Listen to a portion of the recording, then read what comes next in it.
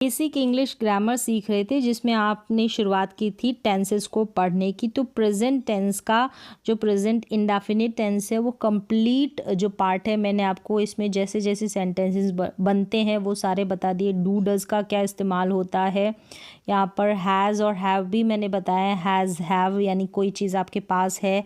Is am are का use भी यानी कि आप कुछ है। तो ये सारे यूजेस इस्तेमाल किस तरीके से वाक्य बनाए जाते हैं, सेंटेंसेस बनाए जाते हैं। एक सिंपल सेंटेंस आप कैसे बनाएंगे। अगर ज़ीरो लेवल से वाक्य को बनाने की, इंग्लिश को पढ़ने की, बोलने की, लिखने की शुरुआत कर रहे हैं तो यहाँ से आप टेंसेस से कर सकते हैं। देखिए, तो आज आप सीखने वाले हैं प्रेजेंट कॉन्टिन्यूस टेंस, यानी इसका दूसरा पार्ट। जो प्रेजेंट टेंस है ना, इसका पहला पार्ट तो कंप्लीट हो चुका है। किस तरीके से आप नेगेटिव सेंटेंसेस बनाएंगे, किस तरीके से प्रश्न पूछने वाले, इंटरोगेटिव सवाल पूछने वाले वाक्य बनाएंगे, कंप्लीट मैंने आपको बता दिया बहुत ही सिंपल तरीके से। अगर आपने उस क्लास को नहीं देखा है तो इस क्लास के लास्ट में आपको वो क्लास मिल जाएगी। अब चलिए देख लेते हैं प्रेजेंट कॉन्टिन्यूस टेंस की क्या पहचान है। देखिए, प्रेजेंट कॉन्टिन्यूस टेंस है, अगर हिंदी के वाक्य में रहा है, रही है या रहे हैं आ जाए तो आप समझ जाएंगे कि ये प्रेजेंट कॉन्टिन्यूस टेंस की बात हो रही है। जैसे कि मैं खेल रहा हूँ, ये बात होती है एक मूवमेंट की। जिस समय की बात की जाती है ना, उस समय में कोई कंटिन्यू काम है, कोई कर रहा है, तो उस सेंस में आप यहाँ पर कॉन्टिन्यूस टेंस का इस्तेमाल करेंगे। जैसे मैं खेल रहा हूँ, वह बोल रही है, तुम गा रहे हो। तो रहा है, रहा हूँ, रही है, रहे हो, इस तरीके से आ गया तो इस तरीके से आप पहचान जाएंगे कि प्रेजेंट कॉन्टिन्यूस टेंस है। यहाँ पर एक चीज़ और आपको ध्यान रखनी है, ऐसे भी सेंटेंसेस इसमें आएंगे जिसमें फ्यूचर में आप कुछ करने जा रहे हैं, यानी कि भविष्य में, आने वाले भविष्य में, तो भी आप उसको प्रेजेंट कॉन्टिन्यूस टेंस में उस वाक्य को, इस सेंटेंस को बोलेंगे, पढ़ेंगे और लिखेंगे। अब चलिए, यहाँ तक आपको पहचान पता चल गई है। अब यहाँ पर इज़ एम आर का यूज़ जो है मैंने आपको बताया था किस तरीके से करते हैं, कौन कौन से सब्जेक्ट के साथ करते हैं। एक तो वहाँ पर जो पिछली क्लास थी उसमें बात की थी इज़ एम आर का यूज़ कर कर कि आप कुछ है जहाँ पर वर्ब यानी क्रिया नहीं होगी, यहाँ पर जो है क्रिया होगी। ये जो प्रेजेंट कॉन्टिन्यूस टेंस है इसमें आईएनजी वाली जो वर्ब्स हो गई, जैसे प्लेइंग हो गया, प्ले का प्लेइंग, गो का गोइंग, कम का कमिंग, इस तरीके से ये वर्ब्स इस प्रेजेंट कॉन्टिन्यूस टेंस में आ जाएगी। यहाँ पर अगर आप पॉजिटिव सेंटेंस बनाते हैं यानी कि सकारात्मक वाक्य बनाते हैं तो किस तरीके से बनाएंगे।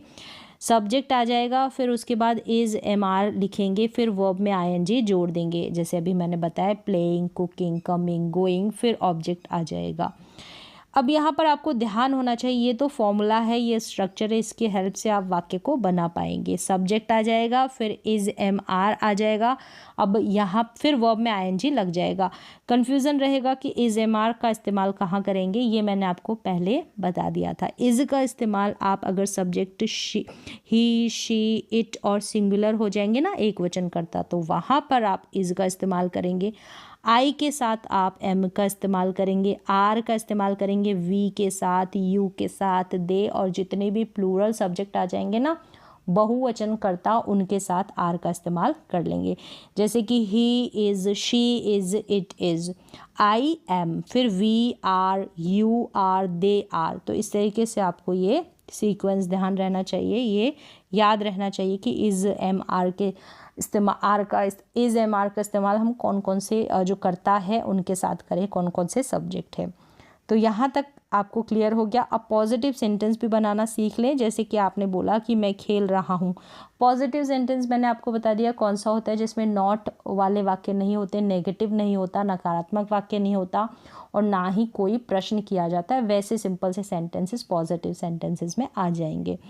मैं खेल रहा हूँ, तो मैं सब्जेक्ट है इसलिए आई एम आ गया। खेल रहा हूँ कॉन्टिन्यूस है टेंस, तो प्ले का प्लेइंग हो जाएगा। प्ले वर्ब है ना, आईएनजी जोड़ देंगे, प्लेइंग, आई एम प्लेइंग। तो जिस वक्त की बात हो रही है अभी, जो जिस समय ये बोल रहा है कि मैं खेल रहा हूँ, तो उस समय वो खेल रहा है, उस मोमेंट में वो खेल रहा है। वह नाच रही है, ठीक है, तो रही है, रहा हूँ, इससे आपने पहचान लिया कि प्रेजेंट कॉन्टिन्यूस टेंस है। तो वह लड़की है, तो शी है, इज़ लग जाएगा, इज़ वर्ब लग जाएगी, शी इज़, और डांस का डांसिंग, शी इज़ डांसिंग, वह नाच रही है। हम बाज़ार जा रहे हैं। सबसे पहले रहे हैं से आपने पहचान लिया कि प्रेजेंट कॉन्टिन्यूस टेंस की बात है और हम वी सब्जेक्ट है और वी सब्जेक्ट के साथ हम आर लगाते हैं। आर हेल्पिंग वर्ब लगाते हैं। जो इज़ एम आर है ना, ये हेल्पिंग वर्ब है। Is am are, is am are. और इससे पहले आपने डू और डज देखी थी हेल्पिंग वर्ब। तो वी हम, वी आर जाना यानी गोइंग, गो का गोइंग टू कहाँ, market. We are going to market. तुम अंग्रेज़ी में बात कर रहे हो।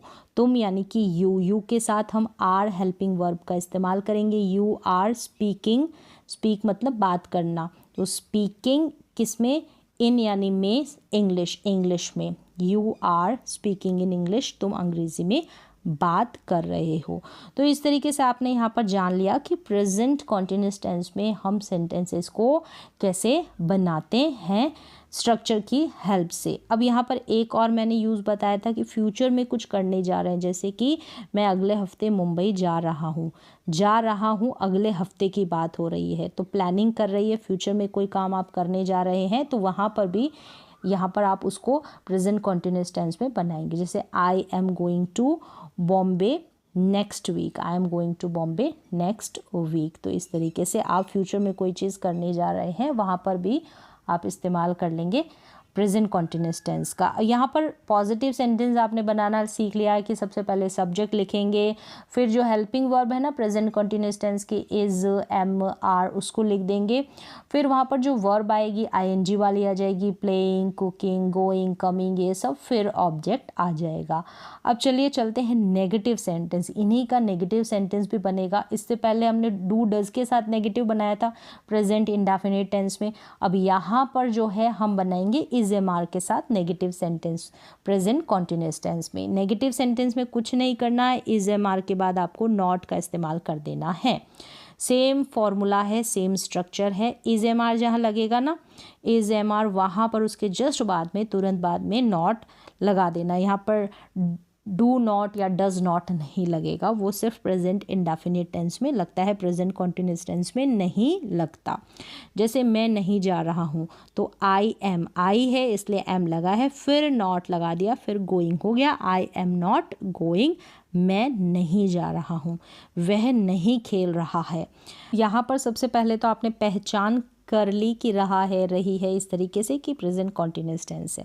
तो वह नहीं खेल रहा है, वह यानी ही के साथ हम इज़ का इस्तेमाल करेंगे। ही इज़, फिर not playing, he is not playing, वह नहीं खेल रहा है।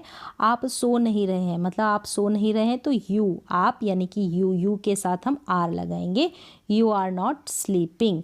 तो इस तरीके से आपने नेगेटिव भी बना लिया। सिंपल है, बस सब्जेक्ट के अकॉर्डिंग आपको इज़ एम आर लगा देना और उसके जस्ट बाद में नॉट लगा देना है। नेगेटिव सेंटेंस नकारात्मक वाक्य बन जाएगा। अब यहाँ पर प्रश्न पूछना भी इस टेंस में आप सीख जाएं कि इंटरोगेटिव सेंटेंस कैसे बनाएंगे, सवाल कैसे किया जाएगा। इंटरोगेटिव यानी कि प्रश्नवाचक वाक्य, तो ये भी दो टाइप्स के होते हैं। एक तो यस नो टाइप के, जैसे मैंने पहले बताया, वो हिंदी में तो क्या से शुरू होंगे, हिंदी में तो क्या से शुरू होंगे और उसकी जगह हम हेल्पिंग वर्ब का इस्तेमाल करेंगे। अब हेल्पिंग वर्ब का मतलब होता है सहायक क्रिया। अब इस टेंस में प्रेजेंट कॉन्टिन्यूस टेंस की सहायक क्रिया कौन कौन सी हो गई, किसकी बात कर रहे हैं, इज़ एम आर की। इज़ एम आर यहाँ पर हेल्पिंग वर्ब हो गई। और दूसरा डब्ल्यू एच फैमिली से शुरू होंगे। डब्ल्यू एच वर्ड आ जाएगा, वॉट, वेयर, व्हेन, कब, क्यों, क्या, कैसे, जो कि बीच में आता है हिंदी के वाक्य में, और शुरू में क्या आएगा तो वो हेल्पिंग वर्ब वाले हो जाएंगे। तो दोनों टाइप के आपको इंटरोगेटिव सेंटेंस आने चाहिए, प्रश्नवाचक वाक्य आने चाहिए। सबसे पहले देखिए हेल्पिंग वर्ब वाले, ये स्ट्रक्चर है। यहाँ पर क्या से हिंदी में शुरुआत होगी और शुरू में हम उस क्या की जगह इज़ एम आर लगाएंगे, जो भी सब्जेक्ट होगा ना उसके अनुसार। अगर सब्जेक्ट ही है तो इज़ आ जाएगा, अगर सब्जेक्ट आई है तो एम आ जाएगा, अगर सब्जेक्ट यू है तो आर आ जाएगा। फिर यहाँ पर वर्ब की फर्स्ट फॉर्म के साथ आईएनजी तो लगेगा। अगर कॉन्टिन्यूस टेंस की बात है वहाँ पर वर्ब में आईएनजी लग जाएगा। तीनों कॉन्टिन्यूस टेंस में ऐसा होता है, वहाँ पर आईएनजी वाली वर्ब्स ही आती है। जैसे is she, is he, am I, ठीक है, इस तरीके से शुरू करेंगे। Are you, are they, are we. तो यहाँ पर सब्जेक्ट के अनुसार आपको इज एम आर लगा देना है। अब वाक्य देखें, जैसे कि क्या आप स्कूल जा रहे हैं, प्रश्न कर रहे हैं सामने वाले से, इसका जो जवाब आएगा ना वो यस और नो में आएगा, इसलिए इसको यस नो टाइप वाले इंटरोगेटिव सेंटेंसेस बोलते हैं। क्या आप स्कूल जा रहे हैं से आपने समझ लिया। प्रेजेंट कॉन्टिन्यूस टेंस का ये सेंटेंस है। अब यहाँ पर आप सब्जेक्ट है, यानी कि यू सब्जेक्ट है, यू के साथ हम आर का इस्तेमाल करेंगे। तो शुरू में क्या की जगह आर लिखेंगे, आर यू, फिर वर्ब में आईएनजी, आर यू गो का going to school, are you going to school, are you going to school. क्या वह स्कूल जा रही है, तो इज शी, क्योंकि शी के साथ इज का इस्तेमाल करते हैं, तो सब्जेक्ट को देखना, उसी के अनुसार आपको शुरू में हेल्पिंग वर्ब लिखनी है। क्या से शुरू हो रहे हैं ये वाक्य sentences, is she going to school. क्या आप खाना बना रहे हैं, कंटिन्यूस टेंस प्रेजेंट का है, इसलिए कंटिन्यूस टेंस है प्रेजेंट का। अब यहाँ पर आप यानी यू, तो आर यू क्या काम कर रहे हैं, cooking food, are you cooking food या आर यू कुकिंग। क्या तुम अंग्रेजी सीख रहे हो, तो तुम यानी are you learning English, are you learning English. क्या वे बाजार जा रहे हैं, वे यानी कि दे, तो are they going to market. तो इस तरीके से देखिए, आर दे, आर यू, फिर इज शी, इस तरीके से क्या से शुरू हो रहे हैं, यस नो टाइप के इंटरोगेटिव सेंटेंस। अब क्या करना है, WH फैमिली वाले इंटरोगेटिव सेंटेंस भी सिंपल है, सेम स्ट्रक्चर जैसे अभी हमने ये देखा, हेल्पिंग वर्ब से जो शुरू हो रहा है, यहाँ तक तो हेल्पिंग वर्ब वाला जो इंटरोगेटिव सेंटेंस है, हेल्पिंग वर्ब से शुरू होने वाला वो फॉर्मूला है। इसी के आगे आपको उठाकर WH वर्ड लिख देना है, जैसे वॉट, वेयर, वैन, विच, इस तरीके से, और same as it is formula यही स्ट्रक्चर चलेगा। जैसे कि तुम स्कूल क्यों जा रहे हो, क्यों को हम शुरू में लिखेंगे वाई, क्योंकि इंग्लिश वाई होती है।